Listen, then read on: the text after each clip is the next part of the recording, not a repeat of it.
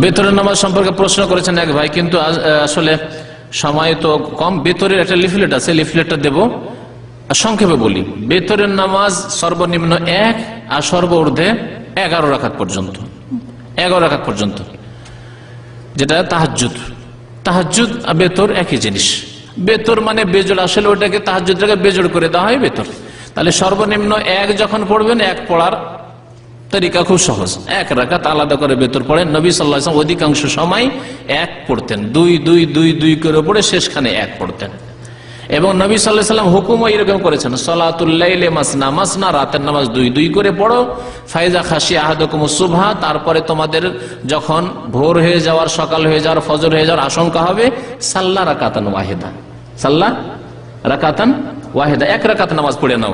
তুতিরু মাকাদ সাল্লাইত, সারা রাত যে নামাজ পড়লে সবগুলি বেজোড় হয়ে গেল। 2 যত পড়েছিলে 1 পড়ার পরে সবগুলিকে বেজোড় বানিয়ে দিলে। এই হচ্ছে বেতর পড়ার উদ্দেশ্য, যে সারা রাতের যত নামাজ হলো সবগুলিকে বেজোড় বানিয়ে দাও, সন্ধ্যা থেকে নিয়ে মাগরিবের পর থেকে শুরু করে।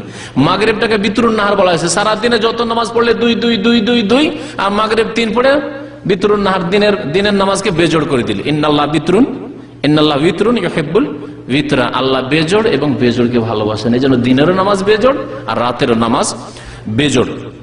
এই জন্য 1 রাতে 2 বার বেতর পড়তে নিষেধ করা হয়েছে, কারণ 2 বার যদি বেতর পড়েন তো বেজোড় কি হয়ে যাবে, জোড় হয়ে যাবে, নিষেধ করা আছে। লা বিতরা না ফিলাইলা, নবী সাল্লাল্লাহু আলাইহি ওয়াসাল্লাম বলছেন যে 1 রাতে 2 বার বিতর নেই। একটা লোক বিতর পড়ে শুয়ে গেছে আর তারপরে ঘুম হয় না বা ঘুম ভেঙে গেছে, তাহাজ্জুদ পড়ো, আবার বিতর পড়তে চায় না, নিষেধ, বেতর পড়ি না, জোড়া পড়ো এখন।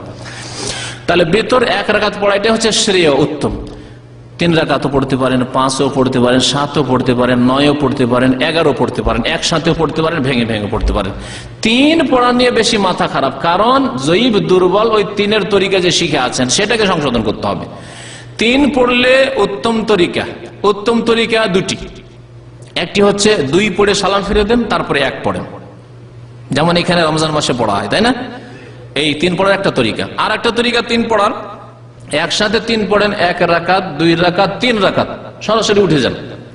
2 রাকাত পড়ে তাশাহুদে বসবেন না, এইভাবে একসাথে 3 রাকাত পড়েন, বিনা তাশাহুদে, বিনা আত্তাহিয়াতে, শেষখানে আত্তাহিয়াত পড়েন। আর কুনুত আছে, কুনুত রুকুর আগেও করা যেতে পারে, রুকুর পরেও করা যেতে পারে। ওর জন্য তাকবীর দেওয়ার দরকার নেই, সূরা শেষ হলো পড়ে নেন, অথবা রুকুর পরে পড়েন, দুটোই জায়েজ রয়েছে, দুটোই প্রমাণিত।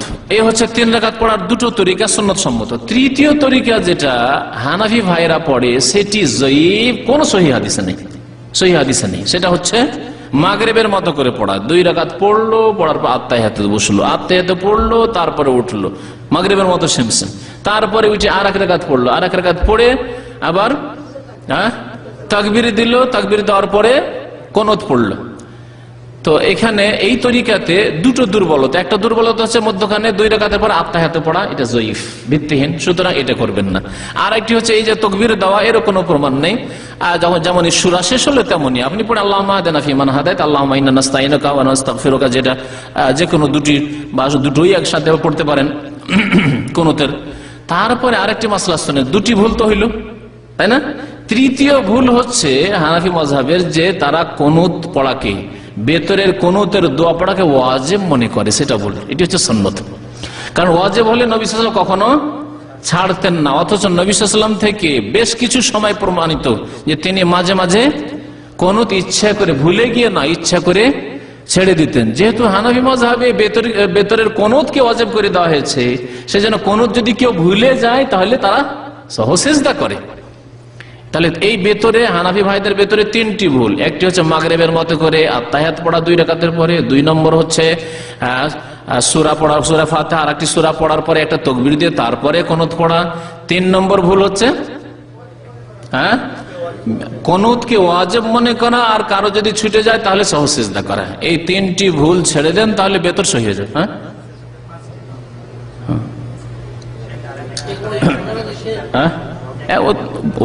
ওটা তো আছে এই ভেতরে, 3 রাকাত ভেতরে ভুল বলছি।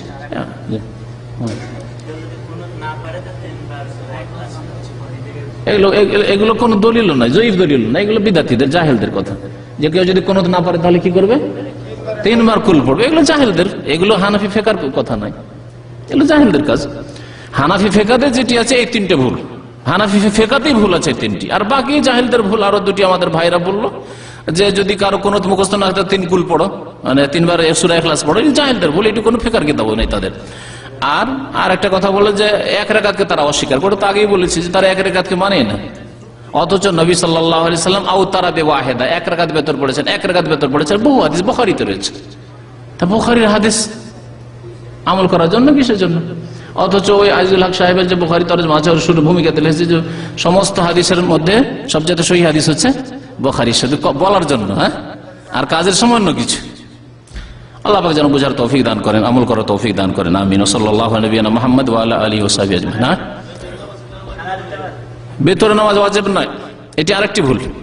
বেতরে নামাজের হুকুম সম্পর্কে ভুল। হানাফি মাযহাবে বেতরে নামাজ ওয়াজিব, বেতরে নামাজ সুন্নাতে মুআক্কাদা, ওয়াজিব নয়।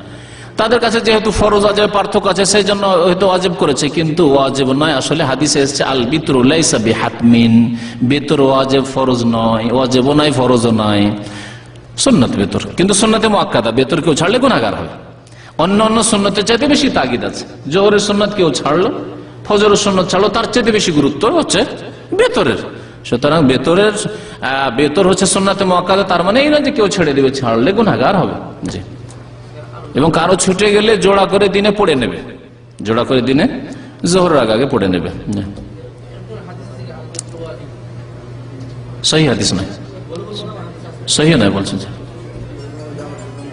ওটার মানে হচ্ছে যে আছে যেমন গোসল ইয়ামুল জুমাতে ওয়াজিবুন আলা কুল্লি মুহতালিম, জুমার দিনের গোসল করা প্রত্যেক সাবালকের জন্য ওয়াজিব। এর মানে কি? সাবিতুন মুআক্কাদাতুন, এর অর্থ। জি।